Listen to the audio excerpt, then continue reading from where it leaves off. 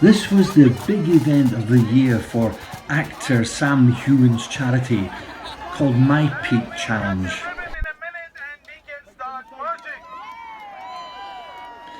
To many, Sam is better known as Jamie Fraser in the hugely successful TV show Outlander. Sam's also a very enthusiastic hill walker, and this special gala weekend included a grand march in the very shadow of Arthur's Seat in Edinburgh.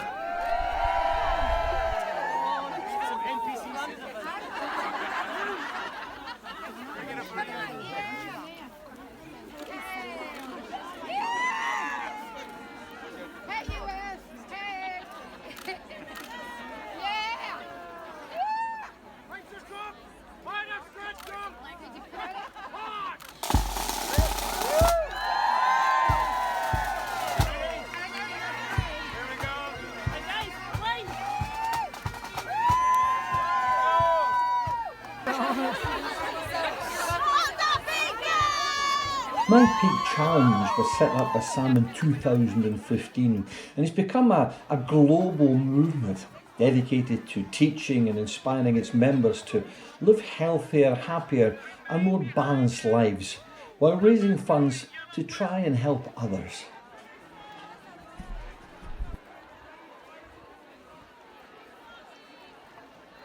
The weekend gala included all kinds of events with some intense gymnasium work, yoga and of course this lovely walk in Holyrood Park.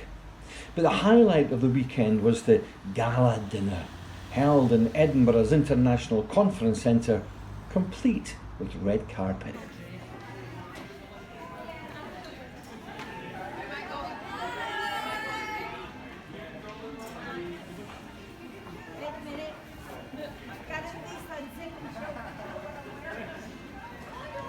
We had a wonderful welcome message from Nicola Sturgeon, Scotland's First Minister. But before that, Sam set the scene himself. Thank you so much, everyone, for this amazing weekend. We started it off at the Audium Centre in Edinburgh. We peaked, we burpeed, we did yoga. We had an amazing inaugural ambassador meeting that we have obviously a lot of work to do, but it has all been a really fantastic morning. So I hope you've had a wonderful few days here in Scotland, and I hope that we're able to welcome you all back again very soon. In the meantime, well done and enjoy the rest of your evening. Sam had asked me to come along and say a few words too, so I thought maybe start with a little surprise. Sing me a song of a lad that is gone.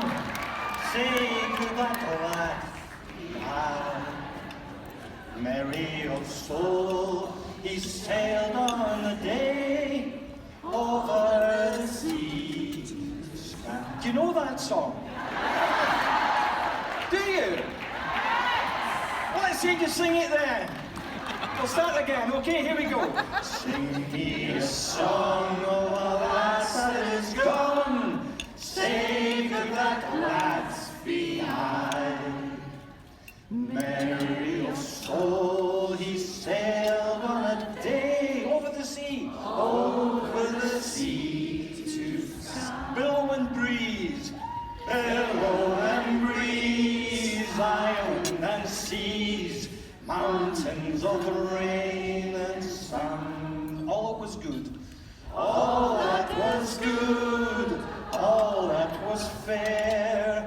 All that was me is gone. Right, build it up now. Sing me a song of a lass that is gone. Say good at last behind. Lovely.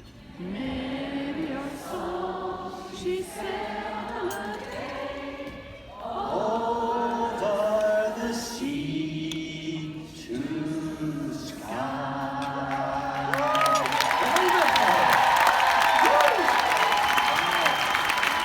I've got drunk already. Peoples are amazing.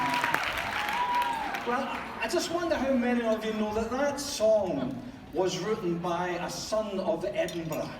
Yeah, a man man by the name of Robert Louis Stevenson. How many of you knew that? Yeah? Well, let me tell you, Robert Louis Stevenson, of course, became one of Scotland's greatest writers, one of our finest authors. He wrote books like Treasure Island, Kidnapped, The Strange Case of Mr. Jekyll and Dr. Hyde, or was it the other way around? I can never remember.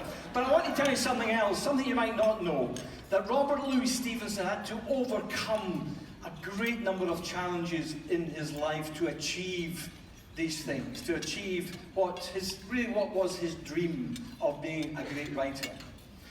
When he was young, he was basically an invalid for most of his childhood. He spent much of his childhood in bed. He had inherited a lung condition, apparently from his mother's side of the family, and he couldn't do very much. But in times when he felt a bit stronger, he would go off with his father and his grandfather, because they were lighthouse builders. They were Scotland's finest lighthouse builders. And he would go off with his dad and his granddad to some of those wonderful, far-flung corners of the Scottish coastline. The Stevenson family built lighthouses in places like the Mull of Galloway, or at the other end of the country on Muckleflugga, the most northern island of the Shetlands. The lighthouse in Cape Wrath, the lighthouse in Anamarakin Point, all built by the Stevenson family. And when young Robert Louis Stevenson was going to these places with his dad and his granddad, he realised what a magnificent landscape we have here in Scotland. What wonderful grandeur in these places. And you know something? The wonder and the grandeur of those landscapes gave him strength. And he decided he didn't only want to be a writer, he wanted to be an adventurer. He wanted to be a traveller.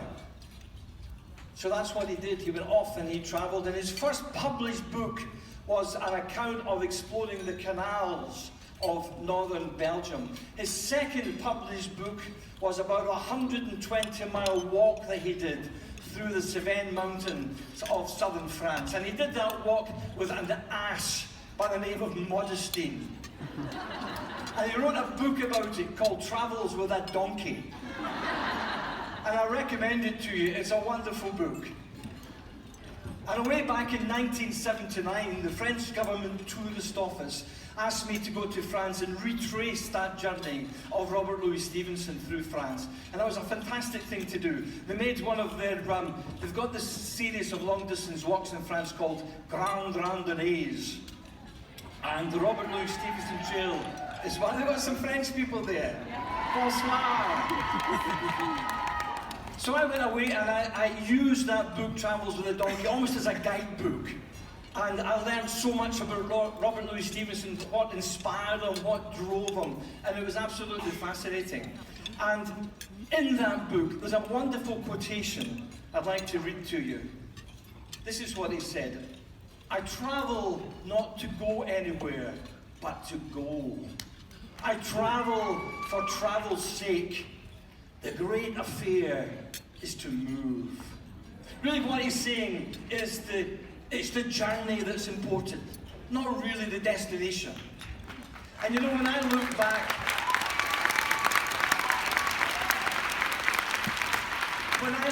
on the mountains that I've climbed, either in Scotland or elsewhere, and you've climbed all the Scottish mountains several times, and I've climbed some of the iconic mountains of the world, like the Matterhorn in Switzerland. Kilimanjaro in South Africa, Mount Elbrus in Russia, the highest mountain in Europe, the mysterious Mount Ararat on the Turkey-Iraq border. Yeah, Mount Whitney in California, the highest mountain in the contiguous states of the USA, and Mount Rainier in the Pacific Northwest. And when I think back on these mountains, now that I've sort of reached greybeard age, I look back on these, I think back on these climbs, and the memory of getting to the summit and touching the summit cairn is always a bit hazy, a bit blurred. But what I do remember in clear technicolor, It's things that happen along the way. Reaching a ridge, for example, so that it might open out onto the summit. Reaching a high col or pass, what we call in Scotland a bealach, and we can look through the other side. Sometimes it's to do with the wildlife that you see on the way to the summit. It could be some of these lovely little flowers that cling on to life in the bare screes of the summit slopes. It might be a golden eagle taking off and outstretched wings. It might be the camaraderie of the people you climb with. These are the diamonds that sparkle 7 minutes on these so far. journeys for me. And it's not so much the summit. And it goes along with what Robert Louis Stevenson said. I travel not to go anywhere, but to go. I travel for travel's sake. The great affair is to move. I would like to leave two thoughts with you guys. Robert Louis Stevenson overcame great challenges, these infirmities that he had when he was young. He met those challenges and he overcame those challenges. The other thing is as you pick up your challenges for 2019, remember what I've said about the journey. When you reach my age, you'll look back on these challenges and it's the journey that you'll remember. Not so much the end point. The end point's important, of course it is, but it's the journey that you remember. So I'd like to wish you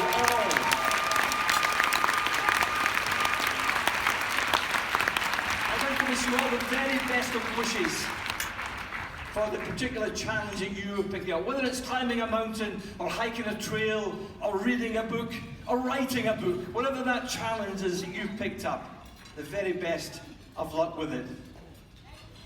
You look fantastic. You really do. Okay, thank you very much indeed. More than time. And as we say in the Highlands of Scotland, Aikaba. Good evening. Thank you. More than time. Thank you, Kevin.